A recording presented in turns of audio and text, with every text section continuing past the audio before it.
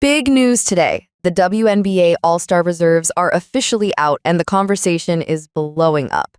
The coaches picked this list, and honestly, some of these names got me hyped, and some left me shaking my head. So let's get right into it, because if you're a hoops fan, you know this list is always a lightning rod. No doubt about it, this year is wild. Everybody is watching Caitlin and Nafiso. They're our All-Star captains. They'll draft their teams live on ESPN July 8th. The energy for that is going to be insane. But the real debate is these coach-picked reserves. Every year, that's where the drama lives, and this year, it's extra juicy. Let's break it all down. I want to start with the rookies, because 3 first-year players made the reserve list. That's not just rare, that's historic. Sonia Citron, Kiki Fen, and Paige Becker, all in their rookie seasons, all getting the All-Star call-up. The last time that happened was 2011. I mean, you have to respect what these young players are bringing to the league. And it's not just the rookies getting their flowers. You've got Kayla Thornton from Golden State, Gabby Williams from Seattle, neither of them rookies, but both finally breaking through as All-Stars after years of hard work. Then you've got Ryan Howard from the Dream back for her 3rd, Kelsey Mitchell, also a 3-timer, Angel Reese making her 2nd straight, and Courtney Williams back for the 2nd time. So much experience, so much new blood. It's a wild mix. Here's the question, though. Did the coaches get it right? Because it's not always about the biggest names or the flashiest plays. Sometimes players with the biggest impact are left out. And honestly, there are a few picks here that just don't sit right with me. I feel the same way. I always wonder, what do coaches really value when they make these picks? Are they just looking at the stat sheet? Is it about how the player fits into their team? Or maybe they want to reward a certain type of leadership? Or just make sure every team has someone at the party? Let's look at the sparks. Dark Hammy and Azura Stevens both put up All-Star level numbers this year, but their team is sitting at 10th in the league. So does that mean you can't have more than one All-Star if your team is near the bottom of the standings?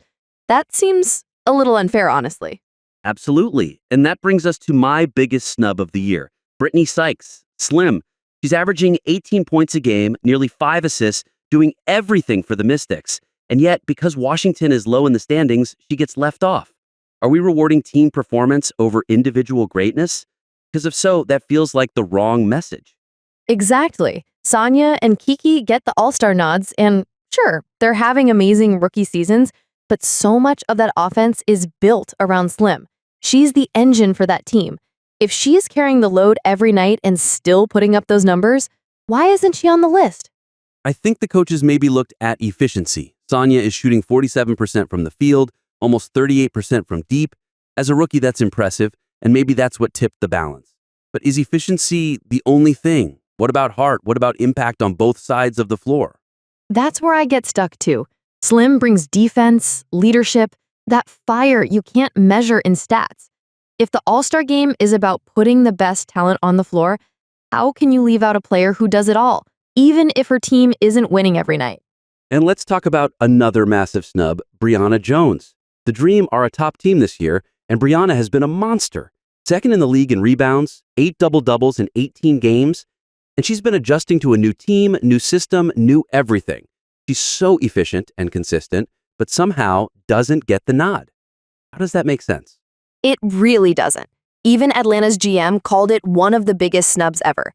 Brianna's game is all about doing the dirty work and making her teammates better. Those are the kind of players you want in an all-star game. It's not just about who can put up the flashiest stat line. It's about who actually impacts the win column. And then you see some players making it whose teams haven't been that successful or just don't have the same numbers. So what's the formula? Is it an unwritten rule to balance out the teams, or are coaches rewarding what they see as future stars? Maybe it's about making sure every franchise feels the love.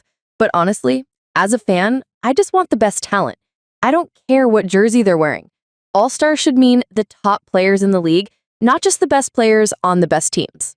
You know, every year there are snubs, but this time it feels different. It's not just a few borderline players getting left out. There are legit all-stars on the outside looking in. Slim, Brionna Jones, Dark Hammy, Azura Stevens, all of them had cases. For me, Brionna Jones and Brittney Sykes are the top snubs.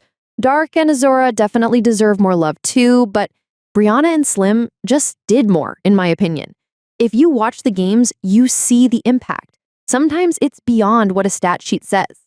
And if I'm picking between Sonia and Slim for that mystic spot, I get that efficiency matters. But leadership, defense, being the player your team leans on, those are things you can't always capture in stats.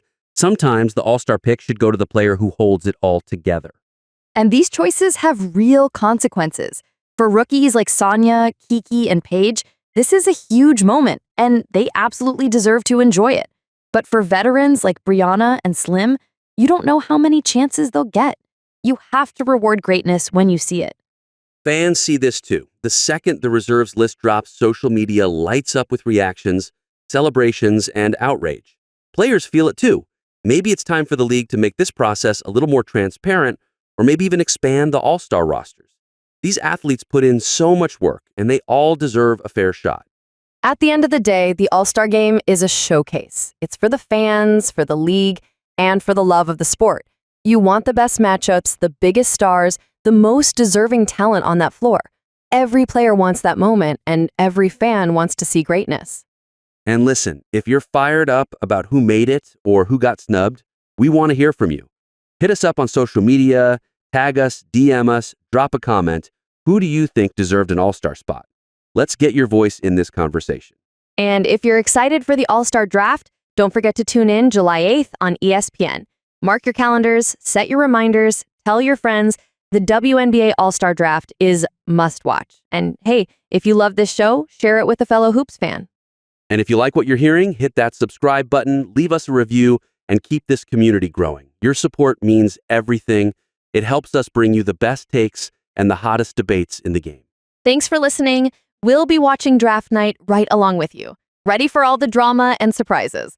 And if your favorite player got snubbed, keep making noise. Maybe next year, the coaches will listen. See you next time.